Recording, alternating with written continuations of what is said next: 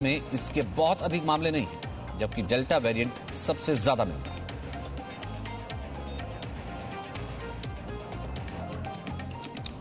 वहीं एनआईवी पुणे के मुताबिक कोवैक्सीन नए वेरिएंट के खिलाफ ज्यादा असरदार साबित होगी। वैक्सीन की 2 डोसेज से एंटीबॉडीज बनती है। वैक्सीन से बनी एंटीबॉडीज नए वेरिएंट पर भी कारगर है। ये national institute of virology Pune के मुताबिक वैक्सीन ये जो नई बनी है वो एंटीबॉडीज क्रिएट करती है। ये नई एंटीबॉडीज नए वेरिएंट पर अच्छे से कारगर है, अच्छे से काम करती है।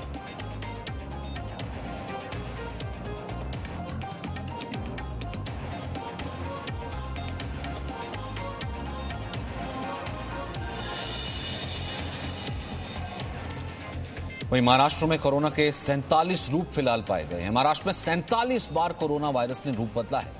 3 महीने के दौरान अगर हम बात करें तो अलग अलग जिलों में नए नए वेरिएंट आए।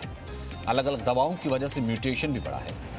वैज्ञानिक वायरस के एस प्रोटीन में सबसे ज्यादा म्यूटेशन पुणे, मुंबई, ठाणे और नासिक में देखने को मिला है। वायरस ने ज्यादा रूप बदला है तो अलग अलग दवाओं की वजह से म्यूटेशन बढ़ा है, ये वैज्ञानिक कह रहे हैं।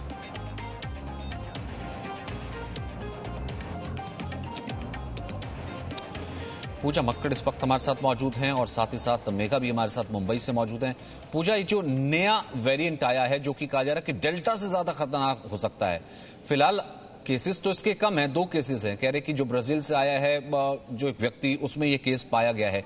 ये वेरिएंट है क्या? इसका क्या परीक्षण किया गया, क्या डिटेल है?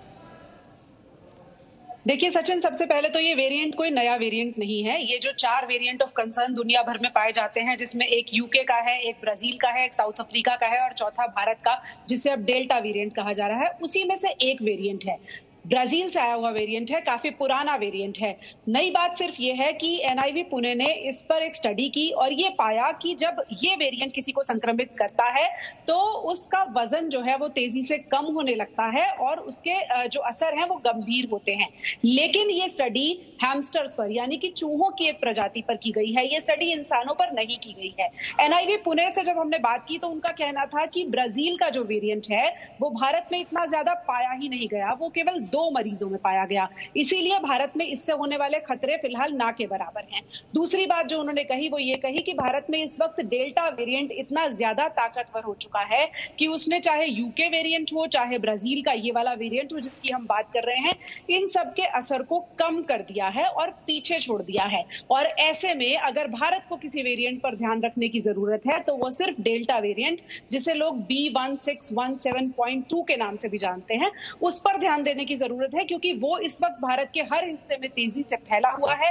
और अभी आने वाले कुछ महीनों तक वैज्ञानिकों का ये मानना है कि ये वेरिएंट इतना ताकतवर रहेगा कि इसकी वजह से जो यूके वेरिएंट था या जो ब्राजील का वेरिएंट था, जिनके नाम भी अब अलग कर दिए गए हैं अल्फा, बीटा और गामा के हिसाब से, उनके असर भी बेहद कम हो गए हैं और अब उसके केसेस भी बेहद कम देखने में आ रहे हैं। लेकिन चूहों पर की गई एक स्टडी में यह जरूर देखा गया कि ब्राजील का जो वेरिएंट है जब किसी को संक्रमित करता है तो उसका वजन घट जाता है और उस पर कई वैक्सीन भी काम नहीं करती हैं। लेकिन साथ ही साथ वैज्ञानिकों ने कहा कि भारत में इसका फैलाव हुआ नहीं है और जिस लिहाज से डेल्टा वेरिएंट फैला हुआ है, इस वक्त कोई भी और वेरिएंट फैलेगा इसकी संभावना बहुत कम है। वहीं मेगा एक चीज और कही जा रही है, कम से कम महाराष्ट्र का जिक्र करें तो ये स्टडी ये भी कहती है नेशनल इंस्टीट्यूट ऑफ वायरोलॉजी की 47 नए वेरिएंट जो है कुल मिलाकर के कोरोना के जो है महाराष्ट्र में सामने आए हैं अलग अलग जिलों में, उसने रूप बदला है। तो ये क्या दिखाता है? सचिन, जो महाराष्ट्र में जो वेरिएंट जो स्वरूप दिखे हैं कोरोना से, उससे मतलब शास्त्रज्ञ भी है वो आश्चर्यचकित हुए हैं। नवंबर 2020 से मार्च 2021 तक 733 मतलब 733 लोगों का जो कोरोना बाधित लोग थे उनसे नमूने लिए गए और उसमें 47 अलग अलग स्वरूप सामने आए, जिससे दुनिया भर के शास्त्रज्ञ आश्चर्यचकित हुए। उसमें से 500 के ऊपर कुछ वेरिएंट्स है, उसका जो सीक्वेंस है वो लगाने में शास्त्रज्ञों को सक्सेस मिला, लेकिन बाकी के जो चेन थे या बाकी के जो स्वरूप थे उनको सीक्वेंस लगाना शास्त्रज्ञों के लिए भी बहुत बड़ा मुश्किल साबित हो गया। और इस वेरिएंट को चलते अमेरिका हो, ब्रिटेन हो, फ्रांस हो, इटली हो, इन देशों में एक तरह से एक डर बैठ गया, क्योंकि इस तरह के जो वेरिएंट्स हैं वो कहीं नहीं दिख रहे थे।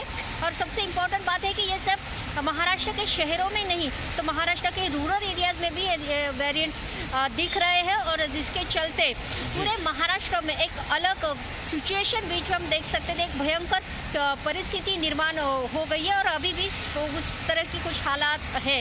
जी पूजा, इसे कैसे देखा जाए? ये यूजुअल है जिस तरीके के वेरिएंट रूप बदल रहा है डेल्टा, और एक स्टडी कहती है कि डेल्टा से ज्यादा खतरनाक वैक्सीन काम नहीं करती है। फिर नेशनल इंस्टीट्यूट ऑफ वायरोलॉजी ये भी कहता है कि कोवैक्सीन जो है, जो नए वेरिएंट आ रहे हैं उन पर असरदार साबित हो सकती है।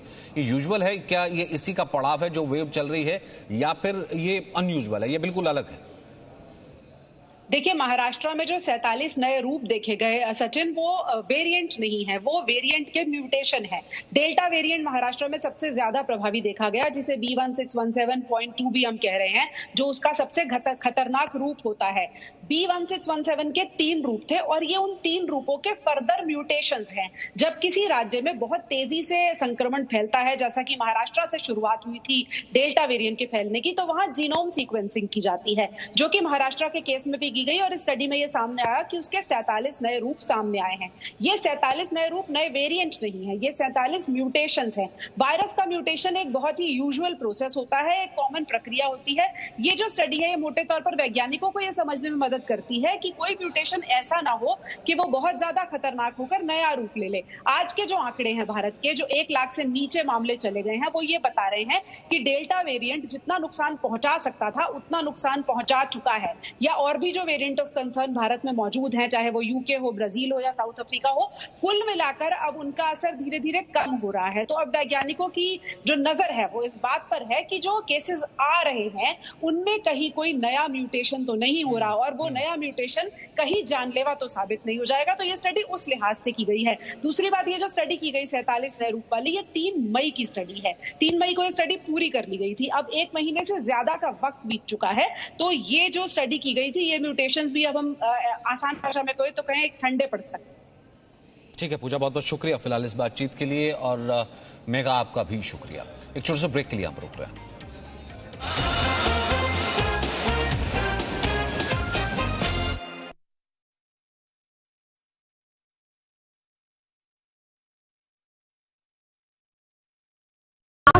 मैं फिलहाल बांद्रा में खड़ी हूँ, ये आप देख सकते हैं।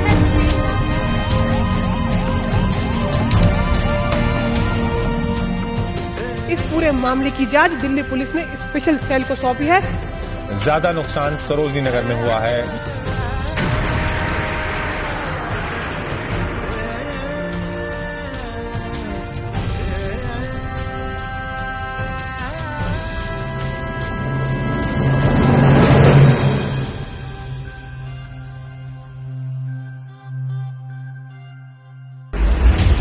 इस हवाला कांड में सभी बड़ी पार्टियों के नेता फंसे हुए हैं। कुछ लोग कहते हैं कि चुनाव से पहले प्रधानमंत्री नरसिम्हा राव ने एक गहरी राजनीतिक चाल चली है। इस प्रकार का आरोप लेकर के मैं संसद में नहीं जा सकता। मैं नहीं सोचता कि ये उचित होगा कि मैं उस सरकार में शामिल रहूं जो सरकार मुझे चार्जशीट कर रही है। एकदम हमें बेईमान बनाया गया।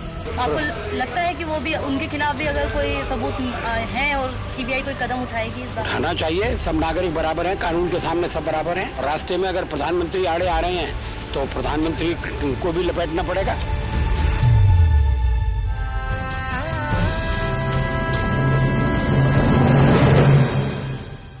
मोदी साहब, मेरा सवाल वापस आपके पास। हुर्रियत पर आपने इतना एक टफ स्टैंड ले लिया, शुरू में ही सरकार के पास कोई चारा नहीं रहा कि अब किस तरह से रिएक्ट करें। कश्मीर की सिचुएशन पैदा हुई है पाकिस्तान के कारण, क्रॉस बॉर्डर टेररिज्म के कारण, जिहाद के नाम पर, निर्दोष लोगों की कत्ल करने के नाम पर 4 लाख कश्मीर के पंडितों को वहां से जाने के लिए मजबूर करने के षड्यंत्र वहां बैठ कर किए गए, उसके कारण। आपने कई बार ये भी कहा कि आप ये चाहते हैं कि विधानसभा और लोकसभा चुनाव एक साथ हो। देखिए, बहुत अच्छा विषय निकाला और मैं आपका हृदय से जी न्यूज का आभारी हूँ कि आपने इस महत्वपूर्ण, क्योंकि कोई ऐसे विषय को हाथ ही नहीं लगाता है आपने कम से कम इस बात को स्पर्श किया।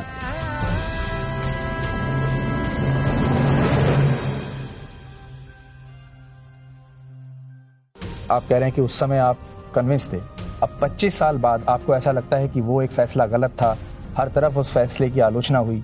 Emergency was no doubt, an extraordinary situation. At that point of time, what was considered to be necessary was being done. जितने सीक्रेट्स और जितने राज आपको पता होंगे शायद किसी को पता नहीं। तो और आपके बारे में ये भी कहा जाता है कि उस स्ट्रांग रूम से कभी कोई राज बाहर नहीं आया। ये तो बाहर हो नहीं सकता, क्योंकि which could be disclosed, which could be publicly told, it has been told, which could not be told, it will never be told.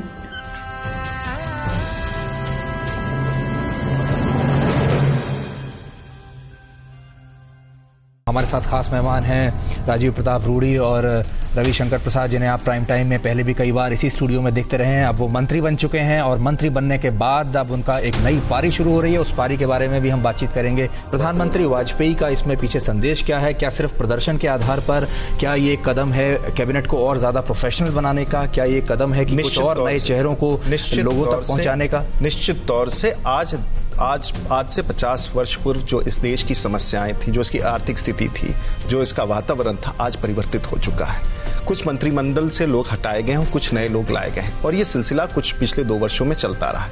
अगर आप राष्ट्रीय फेरबदल को भी किसी प्रदेश के दायरे में देखेंगे तो मेरे ख्याल में बहुत ही वस्तुपरक आप एनालिसिस नहीं करेंगे। एकमात्र एम्फेसिस है पीएम का to give performance oriented image.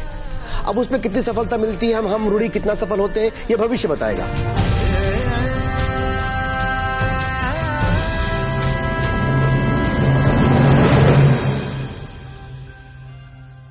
Priyanka ji, first phase खत्म हुआ है, किस तरह की उम्मीद लगी है कि आपको? बहुत अच्छी उम्मीद है, अच्छा करेगी कांग्रेस। देखा जा रहा कांग्रेस के लिए जब भी रैलियां हुई, चाहे सोनिया जी की रैली गोरखपुर में, डुमरियागंज में, हर जगह भीड़ तो आती है, वोट में कन्वर्ट क्यों नहीं हो पाती? क्या लगता है संगठन कहीं कमजोर है? हो सकता है कि संगठन की वजह से होगा, क्योंकि मैंने यहाँ देखा है अपने यहाँ जहाँ मैं संचालन करती हूँ कि आखिरी कुछ दिनों में संगठन पर ही निर्भर होता है सब। अगर कार्यकर्ता काम करता है दिल लगा के तो बहुमत आती है, अच्छी बहुमत आती है, अगर बैठ जाता है तो नहीं। राहुल जी को लगता है यूथ अगर जुड़े तो ज्यादा कुछ बेहतर हो सकता है और यूथ मतदाता सबसे ज्यादा है। क्या लगता है कि यूथ को जोड़ने के लिए और कुछ क्या करने की जरूरत है खास तौर से? मेरे ख्याल से जो राहुल कर रहे हैं यूथ को जोड़ने के लिए यूथ कांग्रेस में, उस पर अगर आप ध्यान दें तो आप देखेंगे कि एक बहुत ही रेवोल्यूशनरी चीज़ है और ऐसी चीज़ है कि लोग, जवान लोग आएंगे पॉलिटिक्स में, उसके जरिए अच्छे लोग आएंगे और संगठन बहुत मजबूत होगा।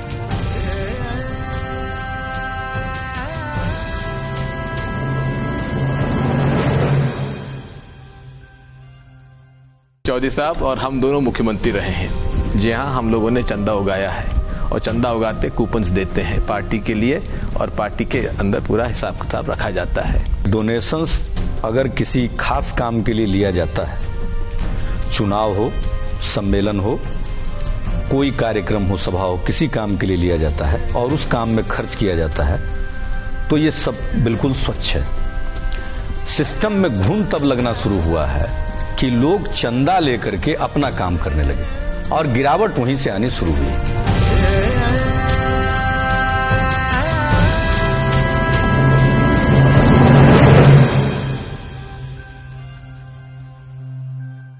अगर आप रेगुलेटर की बात करते हैं कि पहले होना चाहिए, तो जयपाल जी शायद हिंदुस्तान मलेशिया के बाद दूसरा देश है जो कन्वर्जेंस बिल ला रहा है और रेगुलेटर की बात कर रहा है।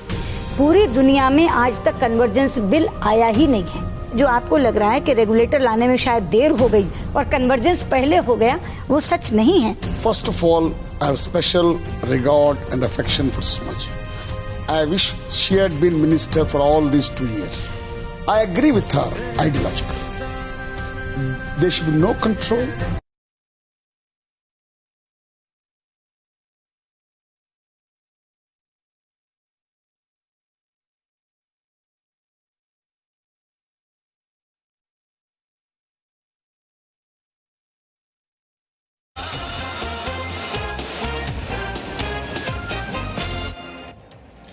महाराष्ट्र के सीएम उद्धव ठाकरे इस वक्त पीएम मोदी से मुलाकात कर रहे हैं। ये मुलाकात मराठा आरक्षण के मुद्दे पर हो रही है। कांग्रेस नेता अशोक चव्हाण, एनसीपी नेता अजीत पवार भी पीएम मोदी से मिलेंगे। शिवसेना नेता संजय राउत का कहना है कि मराठा आरक्षण के मुद्दे पर सीएम उद्धव ठाकरे गंभीर हैं और उन्हें उम्मीद है इस पर कोई रास्ता जल्द होगा, प्रधानमंत्री जल्द कोई फैसला लेंगे। देखिए, मुख्यमंत्री Uddhav Thackeray ji, deputy chief minister Ajit Dada Pawar और अशोक राव चौहान जी आज दिल्ली में पहुंच गए हैं और उनकी प्रधानमंत्री से मुलाकात है। मराठा आरक्षण के बारे में सुप्रीम कोर्ट ने जो निर्णय दिया कि मराठा आरक्षण के बारे में केंद्र सरकार को ही अधिकार है। यहाँ रुक रहे हैं छोटे से ब्रेक के लिए।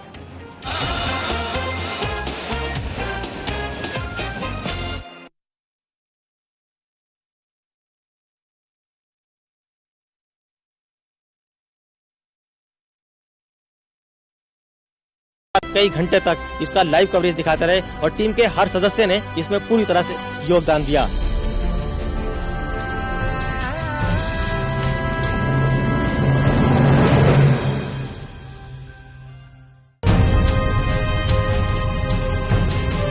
આજે અહીંના મુખ્યમંત્રી છે પછી પૂરા દેશના પ્રધાનમંત્રી બનશે એ બનશે એવી આશા છે પછી કુદરતના હાથમાં બનશે હા બનશે પ્રધાનમંત્રી આગળ જતા પણ એ આખા દેશ તો બનશે।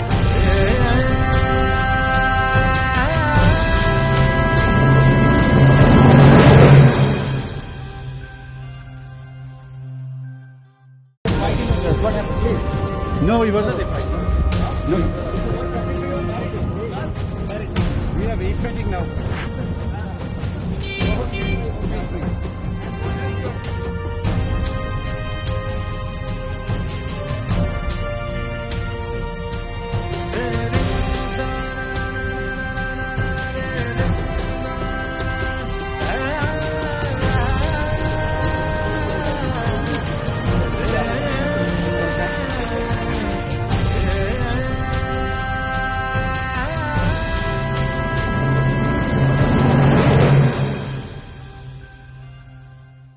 देश के पश्चिमी हिस्से में जबरदस्त भूकंप से 1,500 लोगों के मरने की आशंका। गुजरात में आ जाए भूकंप से राज्य के विभिन्न हिस्सों में अभी जनजीवन अस्त व्यस्त हुआ पड़ा है। अहमदाबाद में 300 से भी ज्यादा लोगों के मरने की खबर है। अहमदाबाद में चारों ओर अफरा तफरी का माहौल है।